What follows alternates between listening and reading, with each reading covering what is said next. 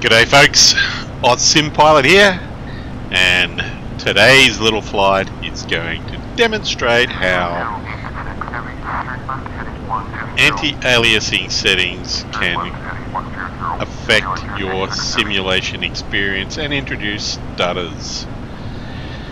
Because basically we are going to overload our GPU.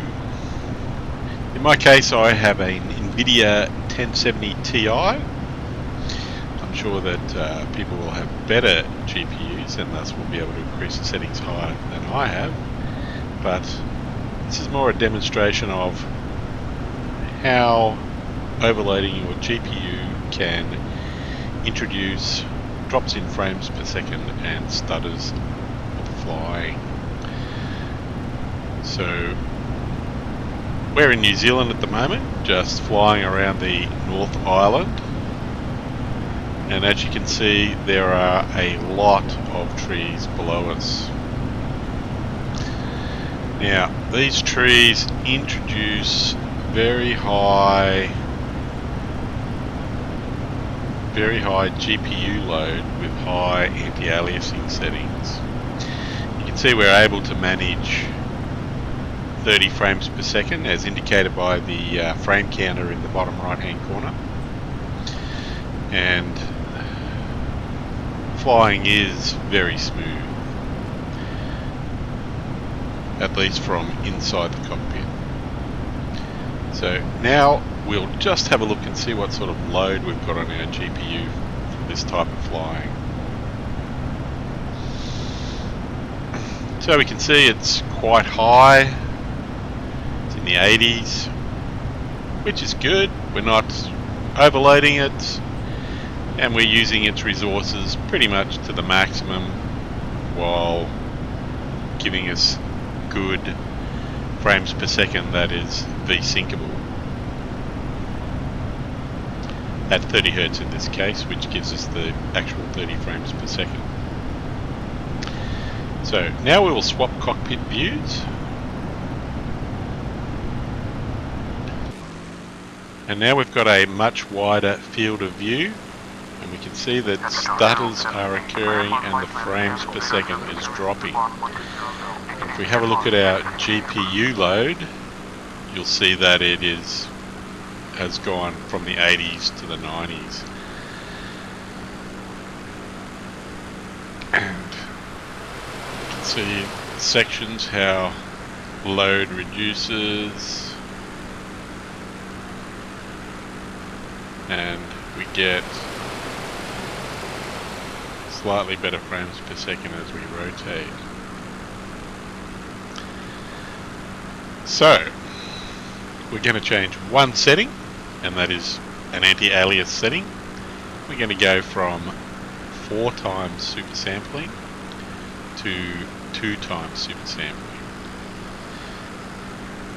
And while that'll make a difference to our actual look and feel, because obviously we'll be running less anti-aliasing, it's still quite an acceptable look. So here's our one setting. I'm going to go from 4 to 2, and we go OK, and now we wait for our frames per second to stabilize. And as you can see in the bottom right hand corner, we're at 30 frames per second.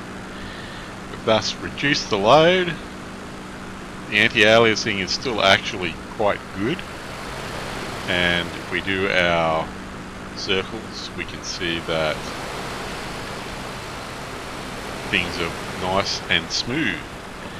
If we have a look at our GPU load, you can see we've dropped down to more acceptable levels. Still high because we want to be maximum for, well, not maximum, but we want to be maximum valid use, as in as high as we can get without overloading, whilst at the same time looking great.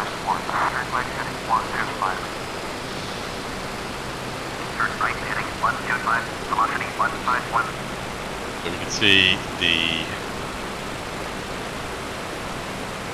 differential between increases in anti-aliasing and GPU load. more trees, the bigger the field of view, the greater the anti-aliasing requirements. You can see that our GPU is going up quite a bit now as our field of view encompasses more and more trees. So we'll just spin him around. Drops down a little. And of course, if we go back to the cockpit,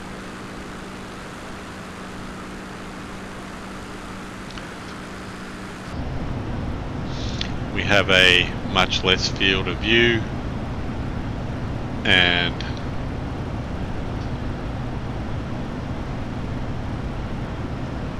our GPUs has dropped down dramatically.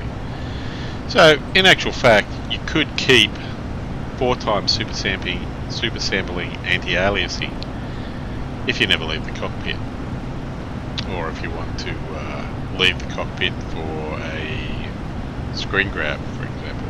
It'll be fine, because screen grab isn't a moving video. Well, I hope that helps with understanding how you can alter your GPU load for reducing your stutters on your aircraft and have a smoother flying experience. Thanks for watching. Cheers.